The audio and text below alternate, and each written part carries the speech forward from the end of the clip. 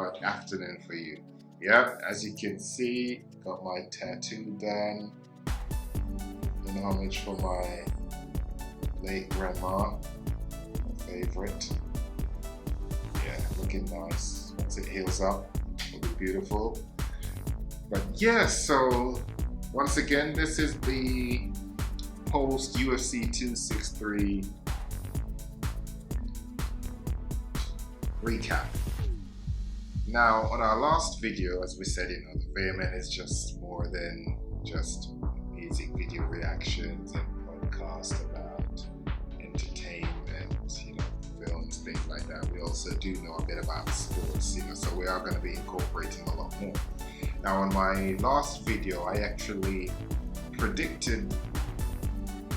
gave my predictions of what I thought the outcome would be for the match. So starting with the main event of the evening, which was Adesanya against Marvin Vettori, and it was for the middleweight championship. And as predicted, I did say Adesanya would win. I thought it would have been by a knockout, so that was my only surprise that it wasn't. But it was a comfortable win. He dominated the fight. And, again, when we touched on the strengths and weaknesses of both opponents, I said Adesanya's overall weakness would have been his overconfidence if he underestimated Vettori, but he clearly didn't. And I said Vettori's weakness would have been, one, his cardio, and two, his ground game and standing striking. And he did okay standing up. His ground game was okay, but again, he didn't possess any threat to Adesanya because, he was, anytime he took Adesanya down, it was either quickly snuffed in terms of Adesanya getting back up, or it was reversed, which happened. I mean, even when he tried, a rear naked choke, Adesanya not only recovered, but he actually spun out of it and actually took control. So it was a very, very comfortable win for Adesanya. Again, just like in their first match, Vettori was very deluded in his assessment of how he did in the fight, where he actually thought he won clearly. I don't know what he was thinking, maybe he's all his punches, but yeah, that was it. And in terms of the judging this time, there was no repeat of the last one where the judges actually, scored the, split decision when it was a comfortable, clean sweep, 5 rounds all to Adesanya. He didn't lose a single round to Vettori, so can't have any complaints. And again, it was in front of a live audience, and the crowd was amazing. So it was a beautiful night. Where did they go? Well, Adesanya has already called out his actual number one contender, which is the former champion, Bobby Knuckles, the Reaper, Robert Whittaker. And again, it's going to be an interesting match, but when they do, I'm just going to go on record from now and say, unless something drastically happens in that time, in terms of if the fight gets postponed or anything, then unless that happens, I don't see it going any other way but an Adesanya win. The co-main event, that was the only prediction on the card that I actually got wrong. I actually thought that Figueiredo would actually have won, but he didn't. And not only did he lose, he lost decisive, second round submission. And looking at Moreno's reaction and just the whole crowd, it was a very beautiful moment for the young man. He did extremely well. Did his family proud. Did his Mexican heritage proud in terms of, what they bring, and, how Mexican fighters throughout history, they all have that same desire, that never quit, just coming at you, heart of a champion. So well done to him. So that was the only prediction that I actually got wrong. But it was good to be wrong at that, because it was a beautiful moment. Now, going on to what I also considered was the other co-main event, was the Nate Diaz versus Leon Edwards. And that was in the welterweight division. And that was a very great match.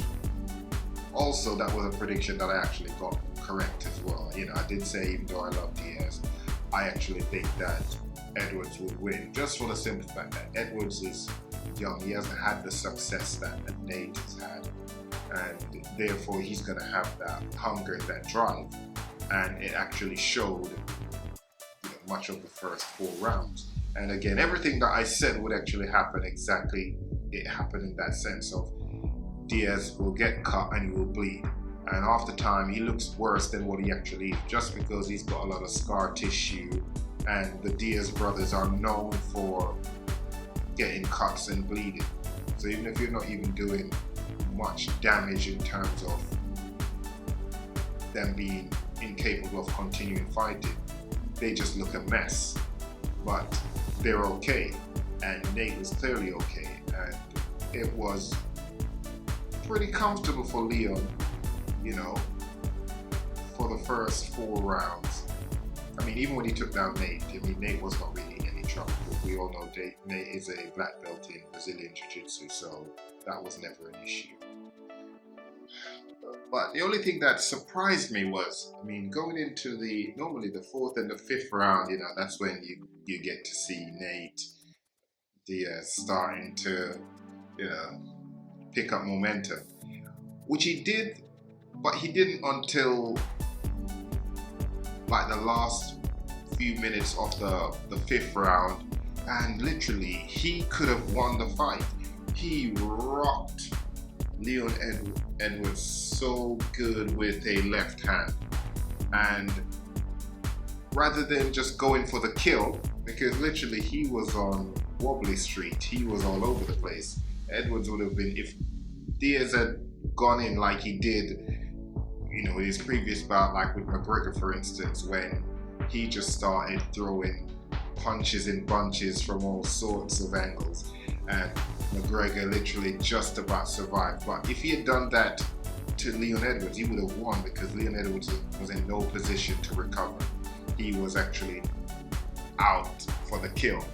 And reading a comment on on YouTube, someone said it best when it says, Nate Diaz, the Diaz brothers don't lose, they just run out of rounds. And that is the best thing I could actually say. That's so true, because literally, if he had more time, he would have won that fight.